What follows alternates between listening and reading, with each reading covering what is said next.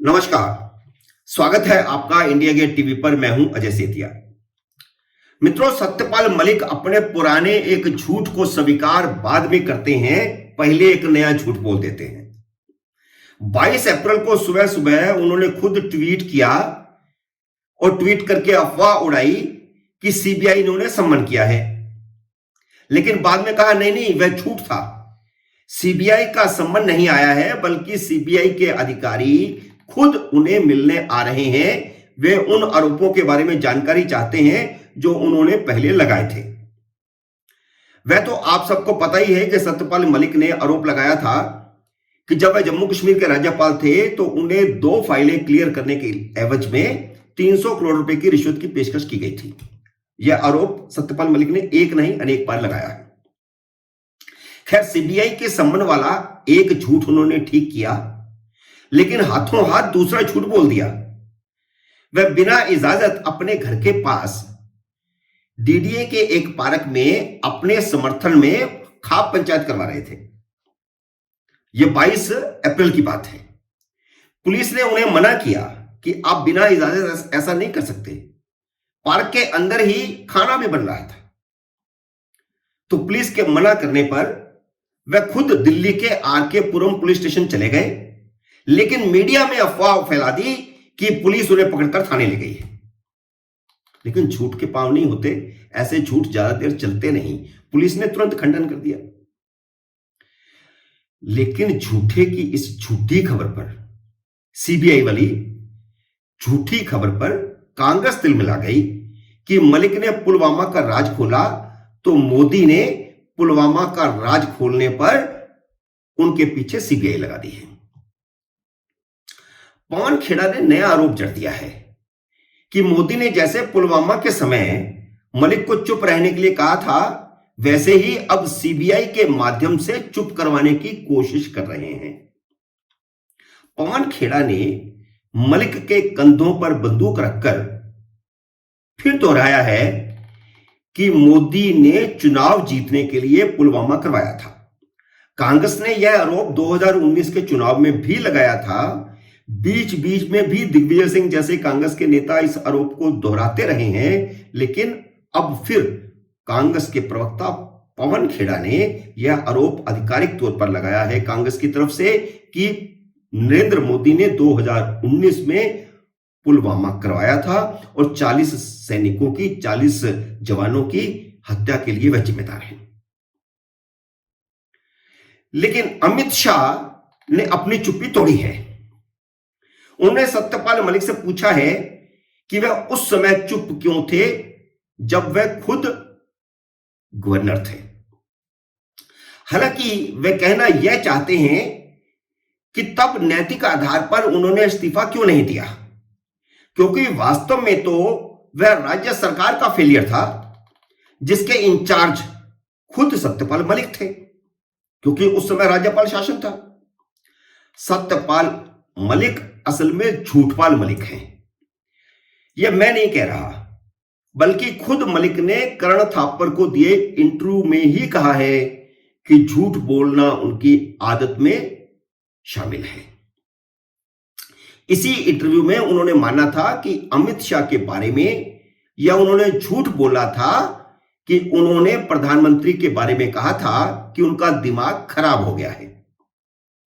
आपको याद होगा जब किसान आंदोलन चल रहा था, उस समय उन्होंने यह बात एक खाप पंचायत में कही थी कि जब उन्होंने अमित शाह से मुलाकात की और कहा कि प्रधानमंत्री ने ऐसा ऐसा कहा है उन्हें, तो अमित शाह ने कहा कि उनका दिमाग खराब हो गया है।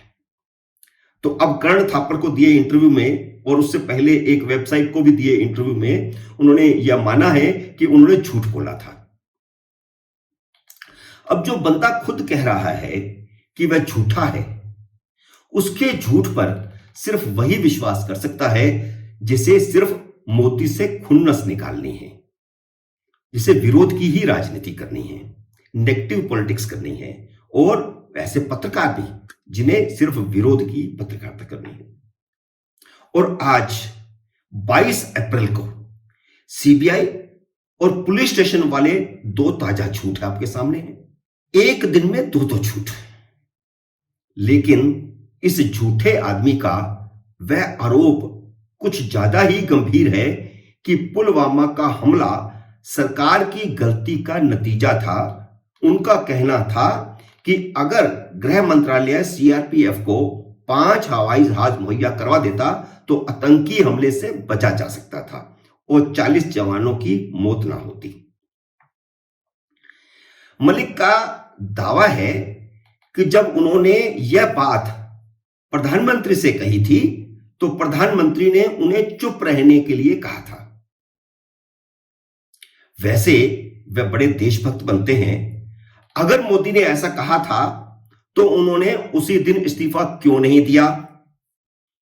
और जब उन्हें ट्रांसफर किया गया तब भी वे इस्तीफा दे सकते थे। वैसे तो उन्हें तभी इस्तीफा देना चाहिए था, लेकिन उन्होंने इस्तीफा नहीं दिया क्योंकि उन्होंने यह भी झूठ बोला था कि इंटेलिजेंस फेलियर है। इंटेलिजेंस इंफॉर्मेशन की फाइल एक हफ्ता पहले उनके टेबल पर पड़ी थी। अब जो केजरीवाल उन्हें बहादुर बता रहे हैं, उन्हें अनपढ़ भी तो बताएं। जिसके टेबल पर इंटेलिजेंस इंफॉर्मेशन पड़ी थी और उन्होंने पढ़ी नहीं, और उनकी इस गलती की वजह से 40 जवानों की हत्या हो गई। जिन सवालों को वह अब उठा रहे हैं उनका जवाब खुद उन्हें देना है।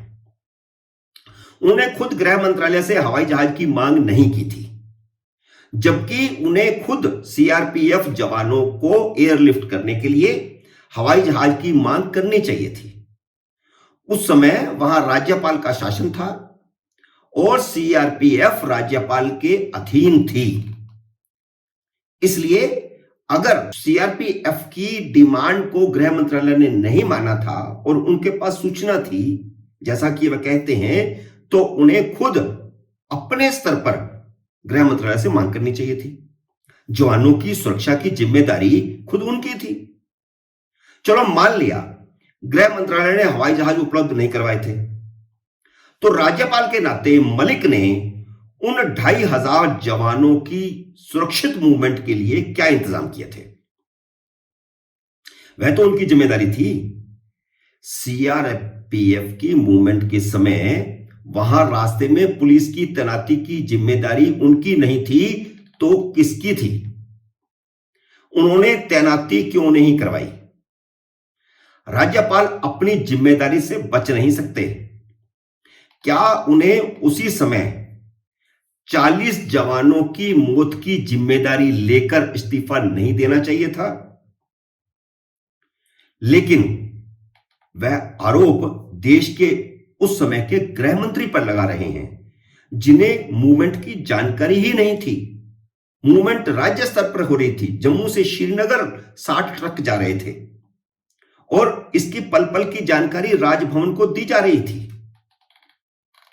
जम्मू कश्मीर के राज्यपाल के नाते हमले के अगले ही दिन उन्होंने एक और झूठ बोला। उन्होंने कहा कि पुलवामा की घटना खुफिया तंत्र की विफलता है, लेकिन तब भी उन्होंने झूठ यह बोला था जिसे बाद में संसद में जवाब देते हुए गृह राज्य मंत्री ने बताया कि इंटेलिजेंस फेलियर नहीं था। तो राज्यपाल को उस समय भी इस्तीफा देना चाहिए था कि जब केंद्र सरकार कह रही है कि उनका जो बयान है वह गलत है, तो उन्हें जिम्मेदारी लेनी चाहिए थी अपने गलत बयान की। नैतिकता के आधार पर उन्हें तब भी इस्तीफा देना चाहिए था। उन्होंने तब भी इस्तीफा नहीं दिया। पुलवामा के आतंकी हमले के लिए अगर कोई जिम्मेदार है तो वह खुद झूठपाल मलिक हैं।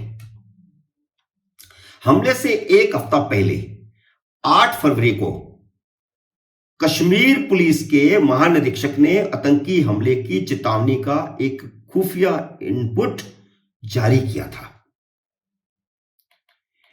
एक्सट्रीमली अर्जेंट नाम के शीर्षक से यह सर्कुलर जारी किया गया था, जो राज्यपाल की टेबल पर पड़ा था, जिसे बाद में मीडिया के हाथ भी जो लग गया था।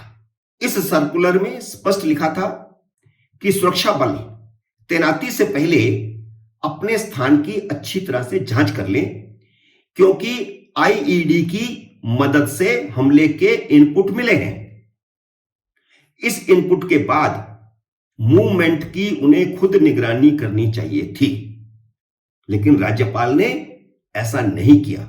वह इंटेलिजेंस फेलियर बता रहे हैं, जबकि उनका खुद का फेलियर है।